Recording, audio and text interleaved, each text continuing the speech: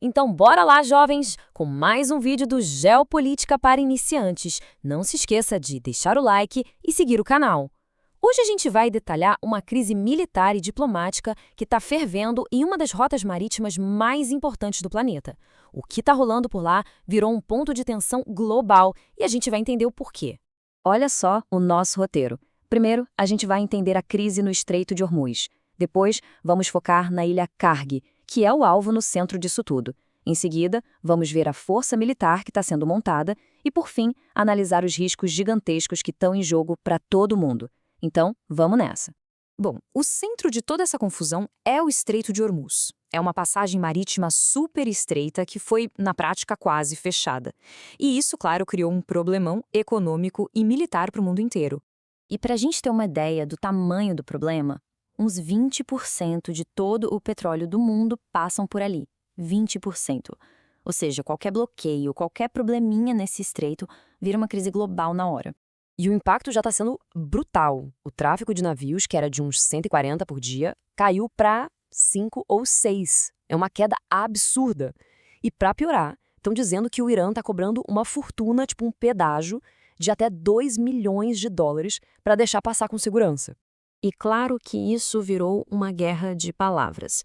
De um lado, os Estados Unidos dando prazos, fazendo ameaças. Do outro, o Irã batendo o pé, dizendo publicamente que não vai ceder. O clima está bem tenso.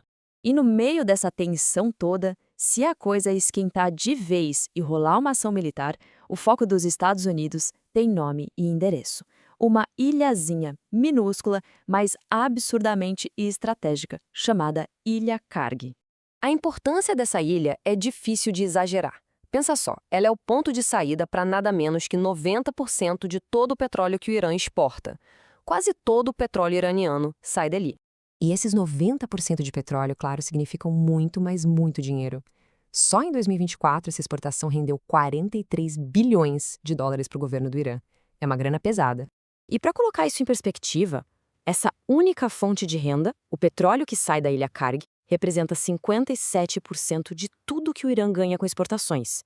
Isso transforma a ilha na jugular econômica do país, uma vulnerabilidade gigantesca. E não é só um terminal de petróleo qualquer. A ilha tem um porto de águas profundas, um aeroporto militar, estação de radar, é uma base completa. Só que tem um detalhe complicadíssimo. 20 mil civis, trabalhadores do setor, moram e trabalham lá. E eles podem, infelizmente, acabar sendo usados como escudos humanos numa possível invasão. Bom, diante dessa crise toda, é claro que os Estados Unidos começaram a se mexer. Eles estão montando uma força militar bem considerável ali na região. Vamos aos números. Já existem 50 mil soldados americanos na área. E o Pentágono está considerando enviar mais 10 mil tropas de elite para lá. E quem seria a ponta de lança dessa possível operação?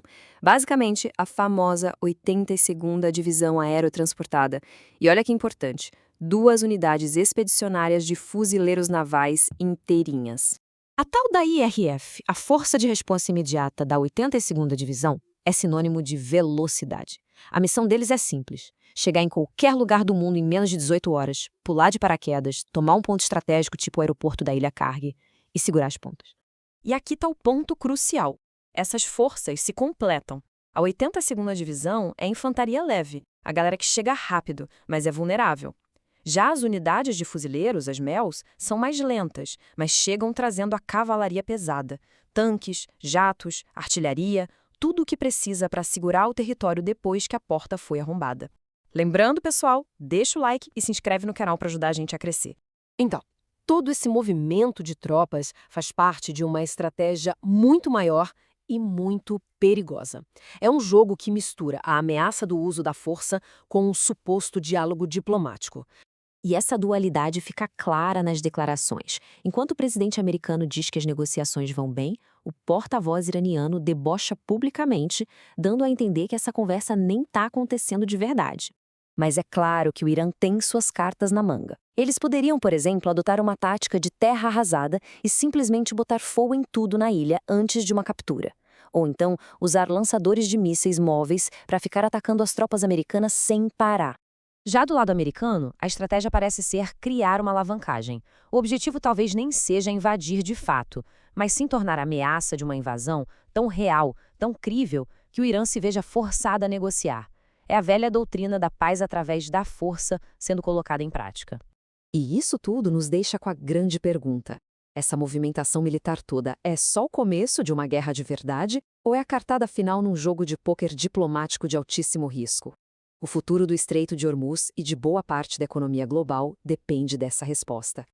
Por enquanto é isso, não se esqueça de deixar o like e seguir o canal para não perder a próxima notícia sobre geopolítica mastigada de um jeito descomplicado para você. Falou, pesada?